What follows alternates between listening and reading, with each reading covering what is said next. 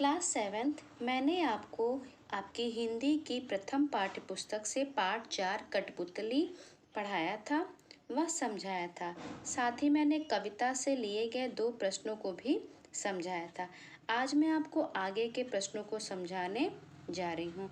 प्रश्न नंबर 3, पहली कठपुतली की बात दूसरी कठपुतली को क्यों अच्छी लगी? पहली कठपुतली की बात दूसरी कठपुतली को बेटा इसलिए अच्छी लगी क्योंकि कठपुतलियाँ आज़ाद होना चाहती थी और फिर आज़ादी तो सबको प्रिय है और सभी बंधन मुक्त होना चाहती थी। इसीलिए पहली कठपुतली की बात दूसरी कठपुतलियों को अच्छी लगी। फिर है प्रश्न नंबर 4, पहली कठपुतली ने स्वयं कहा कि ये धागे क्यों हैं मेरे पीछे आगे, इन्हें तोड़ दो, मुझे मेरे पाँव पर छोड़ दो। तो फिर वह चिंतित क्यों हुई कि ये कैसी इच्छा मेरे मन में जगी? नीचे दिए गए वाक्यों की सहायता से अपने विचार व्यक्त कीजिए। तो बेटा यहाँ पे 3 पॉइंट दिए गए हैं जिसमें से आपको सही वाक्य को चुनना है कि इस प्रश्न का उत्तर क्या होगा। उसे दूसरी कठपुतलियों की जिम्मेदारी महसूस होने लगी।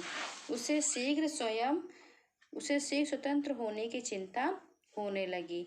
वह स्वतंत्रता की इच्छा को साकार करने और स्वतंत्रता को हमेशा बनाए रखने के उपाय सोचने लगी। फिर वह डर गई क्योंकि उसकी उम्र कम थी। तो इन सब में बेटा पहला जो प्रथम ये वाक्य है ये सही है। तो आप बुक में ही बेटा इसको टिक कर लेंगे, इसे कॉपी पर नहीं करेंगे। फिर है प्रश्न से आगे, बहुत दिन हुए हमें अपने मन के छंद छुए। इस पंक्ति का अर्थ और क्या हो सकता है? अगले पृष्ठ पे दिए गए वाक्यों की सहायता से सोचिए और अर्थ लिखिए।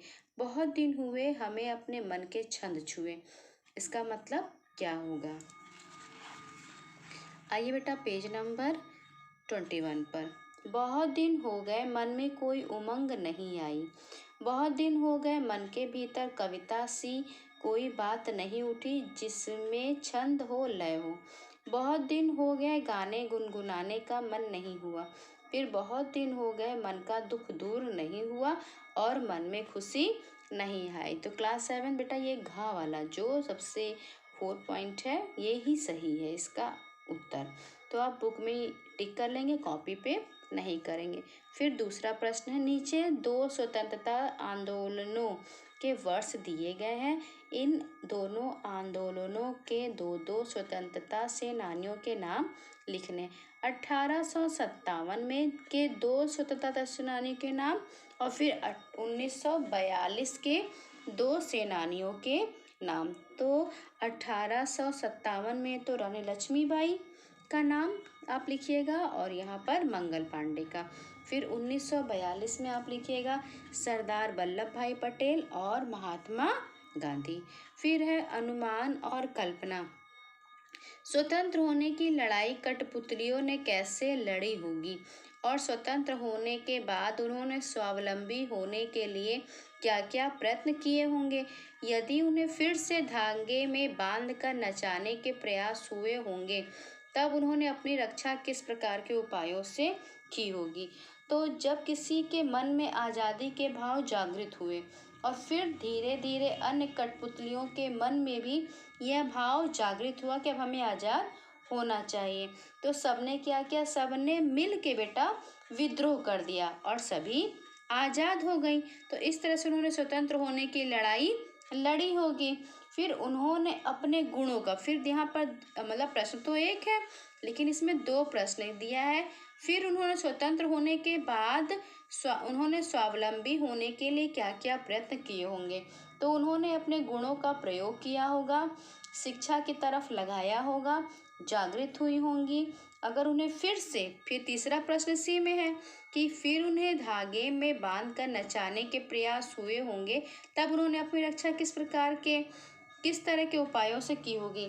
अगर उन्हें फिर से धागे में बांधकर नचाने के प्रयास हुए होंगे तब तक तो वे कितनी ज़्यादा जो है स्वावलंबी, तब तक वो आत्मनिर्भर हो चुकी होंगी, तब तक वे शिक्षित भी हो चुकी होंगी और अपनी रक्षा के लिए उन्होंने स्वयं प्रयास किए होंगे।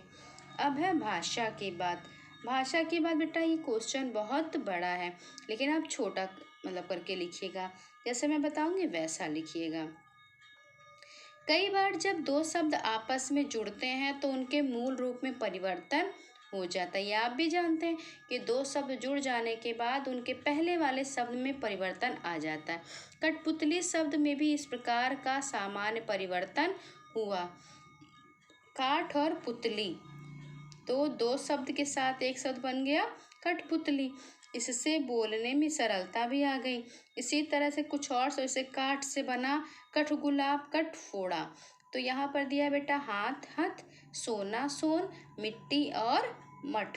तो ये मठ नहीं है बेटा, ये मठ है। मिट्टी और ये मठ नहीं होगा, मठ है। ठीक है, इसको आप सही कर लीजिएगा। तो आप क्या लिखेंगे, हाथ से बना, हाथ और हाथ से। तो हाथ और हाथ से बना हथकड़ी, हथगोला, हथकरघा और हथपलान इत्यादि। सोना और सोन से बना सोनपुर, सोनजूही, सोनपापड़ी। मिट्टी और मठ से बना मटमैला, मटकी और मटर। फिर है प्रश्न नंबर 2। ये बेटा आपके करने योग्य नहीं है, मात्र ये आपके समझने के लिए। कविता की भाषा में लय या तालमेल बनाने के लिए प्रचलित शब्दों और वाक्यों में बदलाव होता है। जैसे आगे पीछे अधिक प्रचलित शब्दों की जोड़ी, लेकिन कविता में पीछे आगे का प्रयोग हुआ है। यहाँ आगे का बोली से, धागे से ध्वनि का तालमेल है। इस प्रकार के शब्दों की जोड़ियों में आप भी परिवर्तन कीजिए। जैसे कि दुबला पतला, तो पतला दुबला हो गया, इधर उधर, उधर इधर, ऊपर नीचे, दाएं बाएं, गोरा काला, लाल पीला इत्यादि। तो ये सिर्फ आपके मात्र समझने के लिए ही है। तो क्लास 7th आपका ये पार्ट 4 कठपुतली पूरा हुआ। आप इसके प्रश्न उत्तर को कॉपी पर कर लीजिएगा, जैसा मैं आपको निर्देश दूंगी।